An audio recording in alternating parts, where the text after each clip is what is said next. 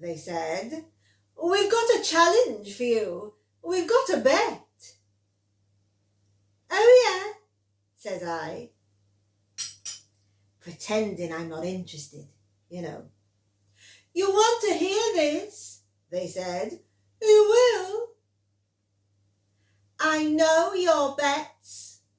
Always stacked against the likes of me.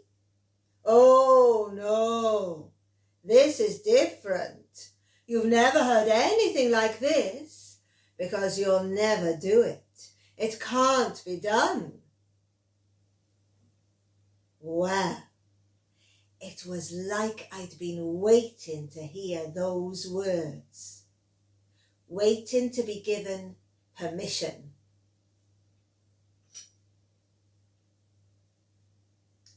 No, that's not it. To be given a kick up the arse.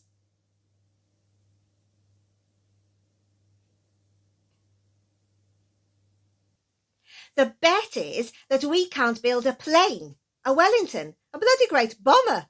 And not just build it in 30 hours from start to takeoff. That's why they said we'll never do it. So they round up all the women and the invalids and the old men, all the ones who are no use for the war. Nothing makes me madder than being told I'm no use. So I say, all right, I'll give it a go. Because there's a war on, and, to be honest, because it's a lot more exciting than my job at the co-op. Bored to death I am. So they get us girls in, and a lot of us aren't girls no more neither. And I didn't know one end of a screwdriver from another back then. I do now. Built of steel. Me. After that. My mum, she says, I don't want you doing that. It's not right. It's not a job for women. And what about the kiddies? Yeah. I look her in the eye and I say, Mum, there's a war on. Imagine, just imagine, looking up at the skies and seeing a plane flying off to fight those bastards that took George, and knowing that I made that plane.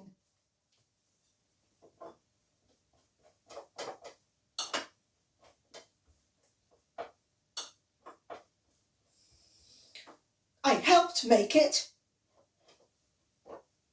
Or imagine looking up at the empty skies and thinking, well, I could have helped make it, but me own mum wouldn't look after her own grandkids. She shuts her gob then. We made a plane. We made a war plane. All of us who'd been cleaners and shop workers and maids and dressmakers and too old or no use. Well, look at us now, making a bloody plane. I can't sleep for 3 days beforehand. I'm that worried. Here's how we do it. They take us into the aircraft hangar and we look at these enormous things. These beasts. And I think,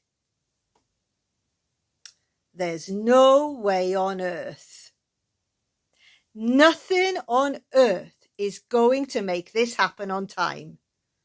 In 30 hours. Sit there in rows, like naughty kids, giggling a bit because it all seems so strange. How can we build a plane? And then the clock is set. Yeah. They bring in a massive clock on a stand. The timer starts. Nothing much at stake here, girls. our gaffer says. Only national pride and winning the war and avenging our own people. I stop giggling then.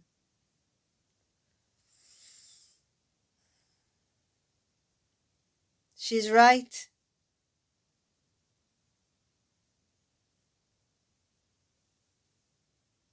We're off.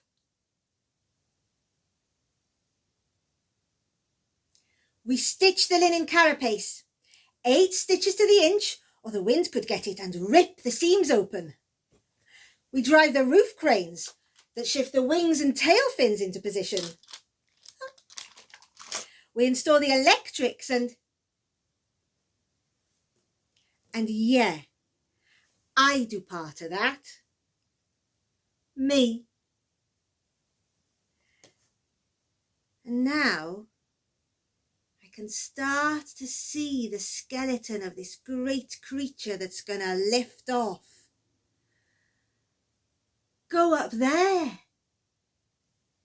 into all that nothingness. Up there! It's impossible. We'll never do it. It'll never take off, surely. Oh.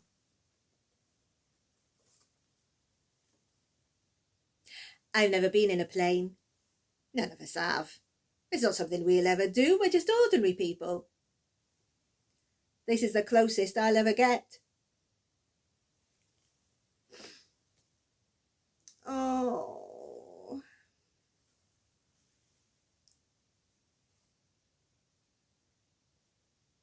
So, for just 1 minute, for one sneaky minute, I step inside the belly of the beast.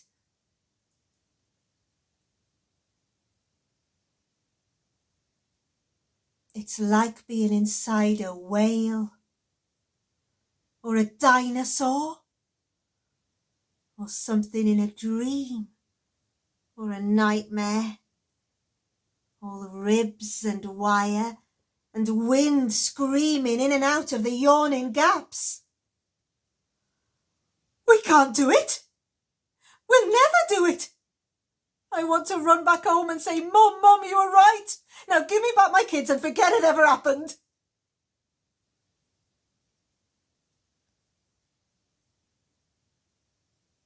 But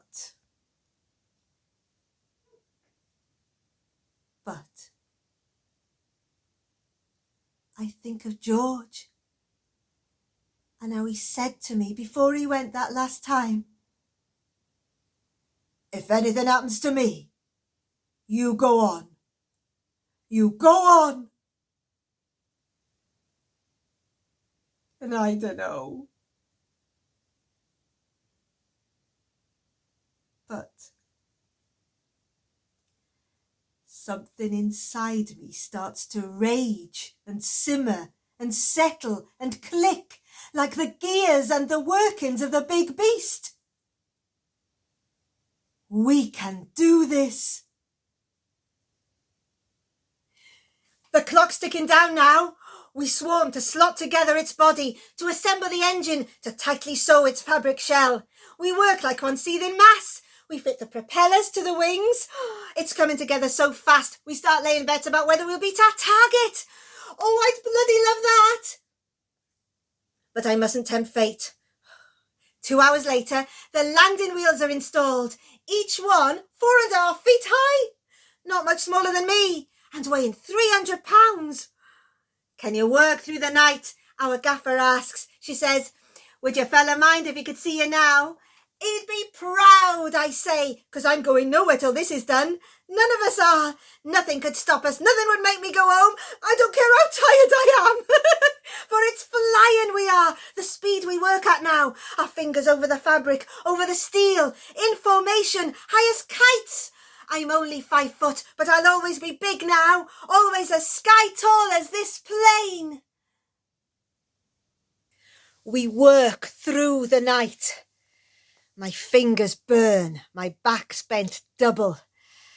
But when I stretch, I can see the stars in the sky. And I think, this beast we build, it'll be up there. Whoever's in it will be up there, in the clouds and the black and the blue, and the sun will come up. One day, it will come up again, won't it?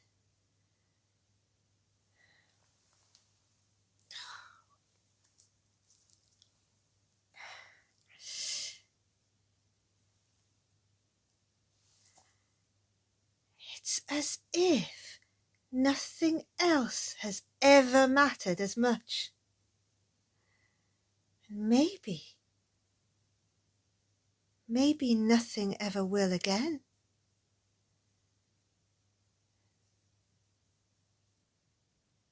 In the last long hours, we stretch the Irish linen that we've bloodied our hands sewing, and we give the beast its clothes for its journeys. For maybe only one journey ever, who knows? And while we do it, while we make the plane, we sing. May it be lucky, may it be safe, may it go lucky, may it go safe. Us girls and invalids and old men and all those who are no use, we sing. May it be lucky, may it be safe, may it go lucky, may it go safe. And we sew and we stretch and we sing our words into the beast, so it may be lucky, so it may go safe, so it may stay safe for whoever flies it.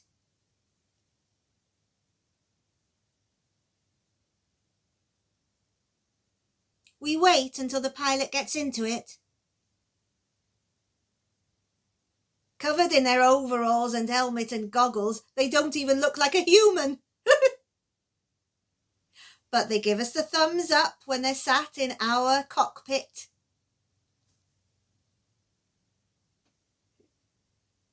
Our cockpit that we made with our hands.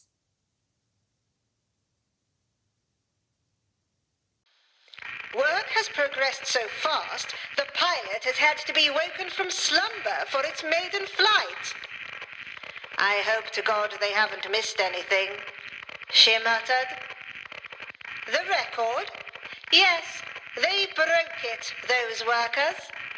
They said they'd build a bomber in their spare time in 30 hours. They didn't do it in 30 hours. Its wheels lifted from the ground in exactly 24 hours and 48 minutes. I never knew who flew it, our beast. Never knew their name. I'd like to have known who they were, what they looked like, how they felt when they climbed into what we made with our bloodied fingers and our bent backs. I'd like to know if they made it back, if they slipped the surly bonds of earth and danced the skies on silvered wings one more time. I'd just like to know.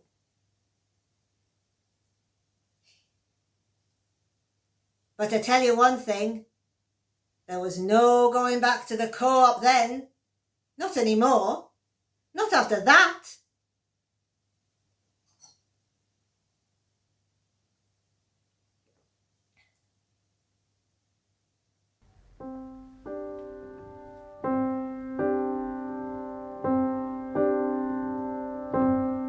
You'll never do it, it can't be done.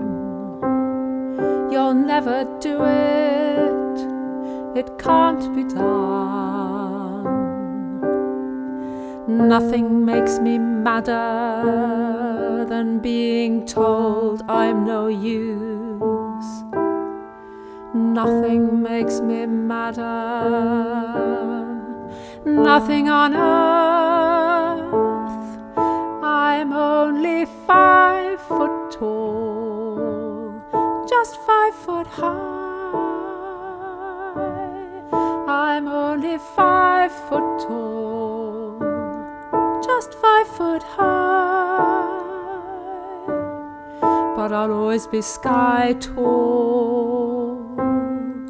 I'll always be sky tall, sky high.